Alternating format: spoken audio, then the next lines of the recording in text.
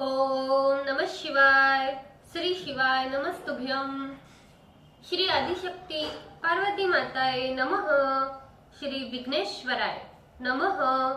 श्री लक्ष्मी नारायणे नमः। श्री सरस्वती ब्रह्माय नमः। श्री सियारामे नमः।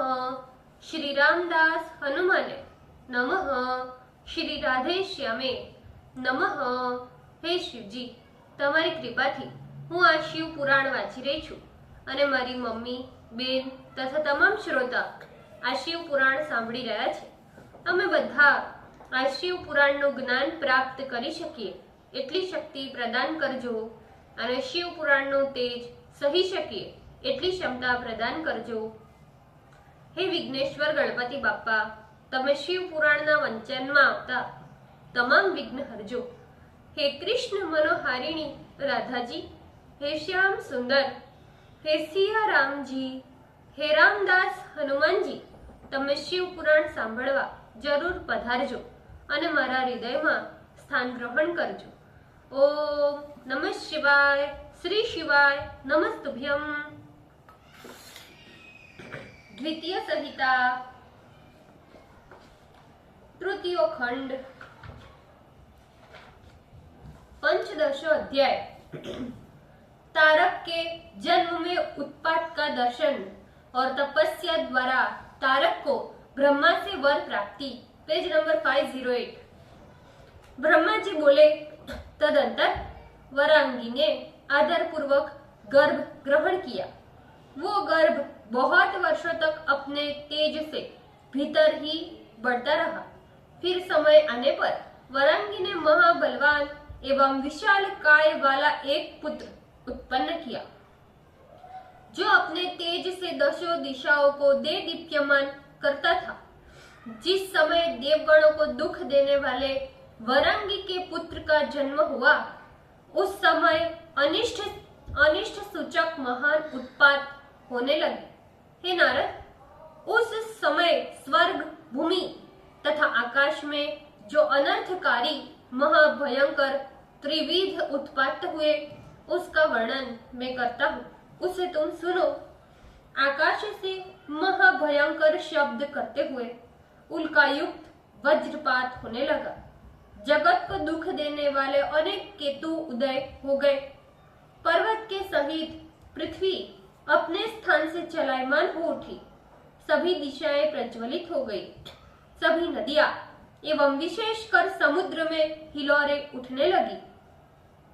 वायु सर्प के समान फुफुकार करता हुआ तीक्ष्ण एवं रुक्ष स्पर्श युक्त होकर बहने लगा।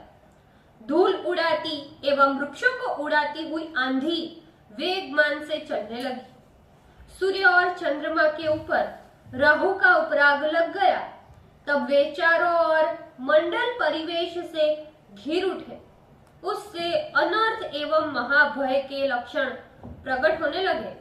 इतना ही नहीं, उस समय पर्वतों के विवर से रथ की नेमी के समान घर घर एवं भय सूचक महान शब्द होने लगे।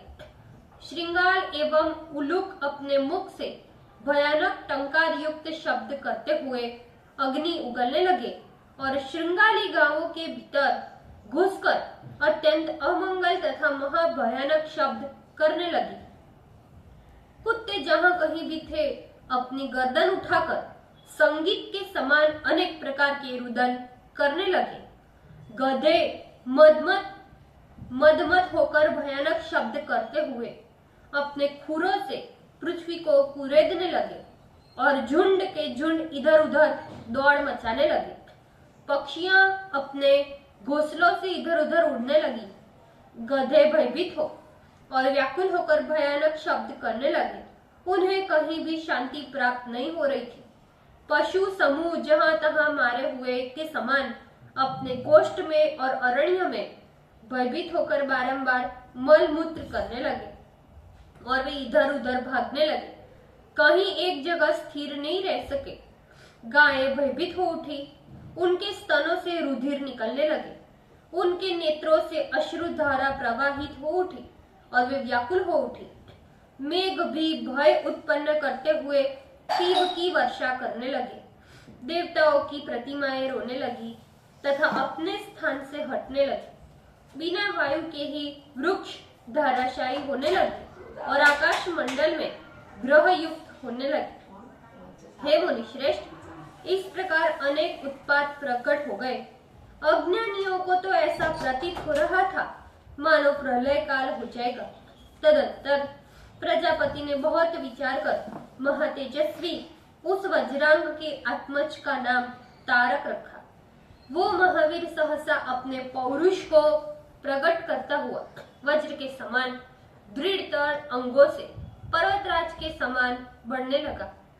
फिर बड़ा होने पर उस महाबली, महापराक्रमी एवं महामनस्वी उस तारक नामक दैत्य ने तपस्या करने के लिए अपनी माता से आज्ञा मांगी। बड़े बड़े मायावियों को भी मोहित करने वाले उस महामायावी दैत्य ने अपनी माता की आज्ञा लेकर सभी देवताओं को जीतने के संकल्प से तपस्या में अपना मन लगाया।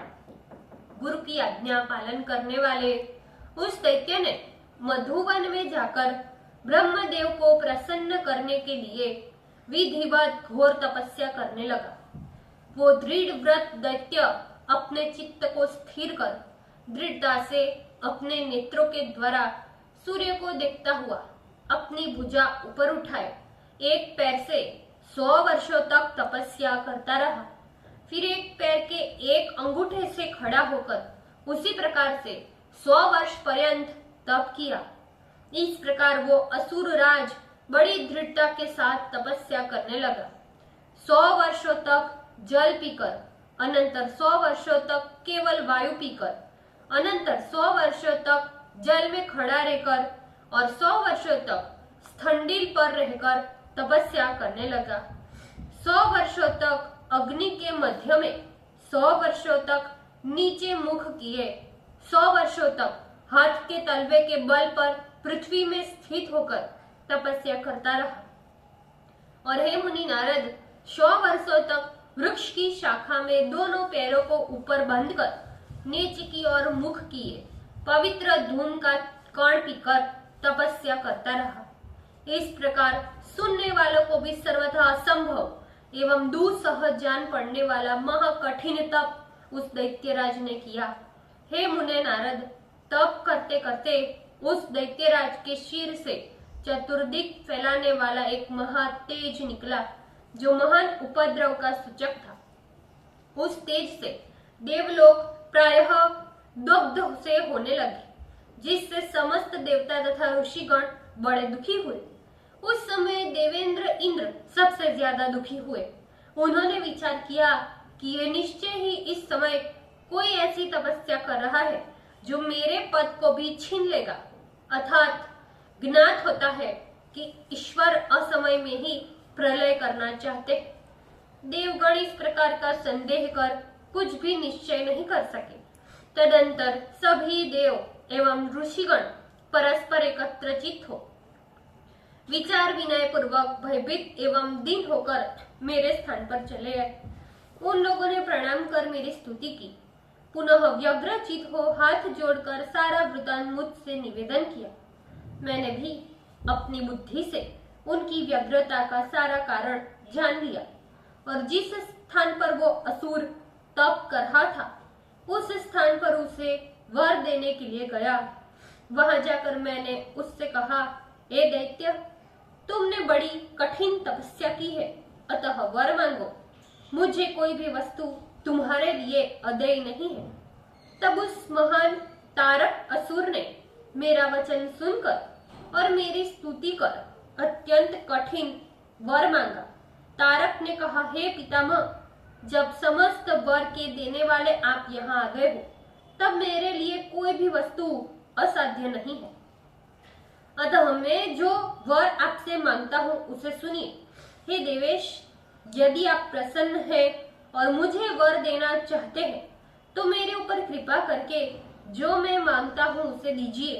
हे भगवान, प्रथम वर तो ये दीजिए कि आपके बनाए हुए ये समस्त लोक में मेरे समान कोई दूसरा बलवान न हो। दूसरा वरदान, शिव के वीर्य से उत्पन्न हुआ पुत्र देवताओं का सेनापति बनकर जब मेरे ऊपर शस्त्र छोड़े तभी मेरा मरण हो। हे मुनीश्वर नारद, जब उस दैत्य ने मुझसे ऐसा कहा तब मैं भी उसे उसी प्रकार का वर देकर अपने स्थान को चलाया। वो दैत्येश्वर अपना मनोवांछित वर प्राप्त कर अत्यंत प्रसन्न हो शोणितपुर को चला गया। तदंतर दैत्य गुरु शुक्राचार्य ने मेरी आज्ञा से असुरों के साथ जाकर त्रैलोक्याधिपति के पद पर उसका अभिषेक किया। तब वो महादैत्य त्रिलोकी नायक हो गया और चराचर को पीड़ित कर अपनी आज्ञा चलाने लगा। इस प्रकार वो ताड़कासुर विधि पूर्वक त्रिलोकी का राज्य करने लगा और समस्त देव वर्ग को पीड़ा पहुंचाता हुआ प्रजा का पालन करने लगा। उसने इंद्रादि लोकपालों के पास जितने भी रत्न थे उसे ग्रहण कर लिए और कुछ रत्न तो भयभीत होकर देवताओं ने उसे स्वयं ही दे दिए। इंद्र ने भयभीत होकर उससे अपना ऐरावत हाथी तथा कुबेर ने नवनिधि, वरुण ने श्वेत वर्ण के घोड़े, ऋषियों ने कामधेनु और सूर्य ने भयभीत होकर अपना उच्च श्रवा घोड़ा उसे समर्पित किया। इतना ही नहीं, उस असुर ने जिन लोगों के पास जो जो उत्तम वस्तुएं देखी उन वस्तुओं को हठात उनसे ले लिया। इस प्रकार त्रैलोकी सर्वथा निसार हो गया। हे मुने, समुद्र ने भी भयभीत होकर उसे समस्त रत्न प्रदान कर दिए। उसके शासन से भयभीत हुई पृथ्वी बिना जोते ही अन्न प्रदान करने लगी और प्रजागण अपनी अपनी कामना के अनुसार समस्त वस्तु प्राप्त करने लगे। उसके शासन से भयभीत हुए सूर्य उतना ही तपते थे जिससे किसी को कष्ट न हो। चंद्रमा सदैव उजाला करता रहा और वायु निरंतर सबके अनुकूल ही चलता था। उस दुरात्मा असुर ने देवताओं तथा पितरों के उद्देश्य से दिए जाने वाले सारे हव्य एवं कव्य अपने वश में कर लिए। इस प्रकार वो तीनों लोकों को वश में कर स्वयं इंद्र बन बैठा। वो संयमशील तारकासुर पृथ्वी में अद्वितीय राजा हुआ और अद्भुत प्रकार से राज्य संचालन करने लगा। उसने समस्त देवताओं को उनके अधिकारों से वंचित कर दिया और उनके स्थानों पर दैत्यों को नियुक्त किया और उन देवताओं को असुर कर्म में नियुक्त किया। तब हे मुने, तारकासुर से पीड़ित हुए समस्त इंद्रादि देवगण अत्यंत व्याकुल हो मेरी शरण में आए। ओम नमः शिवाय। श्री शिवाय नमस्तुभ्यम। भूल चूक माफ करजो शिवजी, कृपा રાખજો। આજના શિવ પુરાણના વંચનનું પુણ્ય મને પ્રદાન કરજો શિવજી। ઓમ નમઃ શિવાય। શ્રી શિવાય નમસ્તુભ્યમ।